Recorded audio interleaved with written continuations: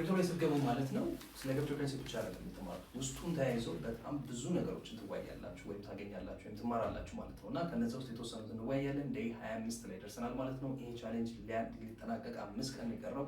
ሼር፣ ኮፒ ሊንክ እና ፎሎ ማድረግ አይረሳ ማለት ነው። ስለዚህ ክሪፕቶ ላይ ስትመጡ እንግዲህ ምንድነው ፕሪዶሚናንት የምትማሩት ሲባል በመጀመሪያ ደረጃ የምትማሩት ምንድነው ገንዘብ እንዴት ነው የሚሰራ የሚል ነው።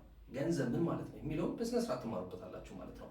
ቢትኮይን እንግዲህ ምንድነው ሪፕሌስ ለማድረግ እየመጣ ያለው፣ ምንስ ነገር ነው ኢፌክት ይዞ የመጣ ያለው የሚለውን ታዩበታላችሁ ማለት ነው። እና ወርቅ ምንድነው፣ ቢትኮይን ምንድነው ጥቅማቸው፣ ኢንፍሌሽን የሚባለው ምንድነው፣ ሁሉም ነገር ጠንቅቃችሁ ትማሩበታላችሁ ማለት ነው። በሁለተኛ ደረጃ ደግሞ ምን ትማራላችሁ? ስለ ማክሮ ኢኮኖሚ ትማራላችሁ።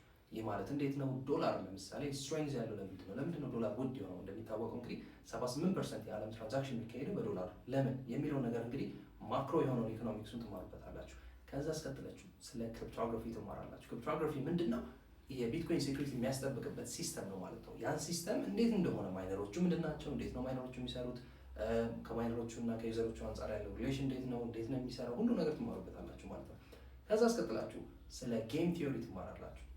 አሁን እንግዲህ እዚህ ሁሉ ለምጠራቸው ኮንሰፕቶች ትልቅ ትምህርት ናቸው። በዩኒቨርሲቲ ደረጃ በፒኤችዲ የሚሰጡ ናቸው፣ ወይም በትልቅ ዓመታት ወስደው የምትማሩት ነገር ግን ክሪፕቶ ወይም ክሪፕቶከረንሲ ለመማር ስትመጡ በስሱ የምታዩት ቻፕተር ነው። እና ይሄ ጌም ቲዮሪ ስላችሁ ምንድን ነው የሚባለው ነገር እሱን በደንብ ትማሩበታላችሁ ማለት ነው። እንግዲህ ጌም ቲዮሪ የፕሮባቢሊቲ ኮንሰፕት ሀሳብ ነው እና በጣም ኢንትረስቲንግ የሆነ እይታ የሚያሳያችሁ ነው። ከዛ አስቀጥላችሁ ስለ ኢኮኖሚ ትማራላችሁ። ኢኮኖሚ እንዴት ነው፣ ኢኮኖሚው ሲጨምር ይፈጠራል።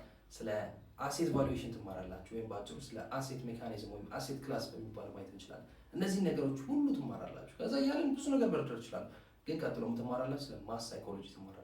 ማሱ ምንድን ነው፣ እናንተ ምንድን ነው የምታደርጉት? ትሬዲንግ ትማራላችሁ። ትሬዲንግ ላይ ፋውንዴሽን የምትሰሩበት ይሆናል ማለት ነው። ስለ ቴክኒካል አናሊሲስ ትማራላችሁ፣ ስለ ፈንዳሜንታል አናሊሲስ ትማራላችሁ እና ብዙ እያልኩኝ መዘርዘር እችላለሁ። ግን ኪ ኮንሰፕቶቹ እነዚህ ናቸው። አሁን እኔ ስማር ሁሉም ነገር አልፌባቸዋለሁ እና እናንተ ስትማሩ የትኛው ነው ሞር ፕሪዶሚናንትሊ ክሪፕቶ ላይ ስትገቡ የጠቀማችሁ የተማራችሁበት? እስቲ ከታች ኮሜንት ላይ አሳውቁን። ቀጣይ ደግሞ ስለዚህ ነገር በደንብ ሰፊ እንወያያለን። መቻችሁ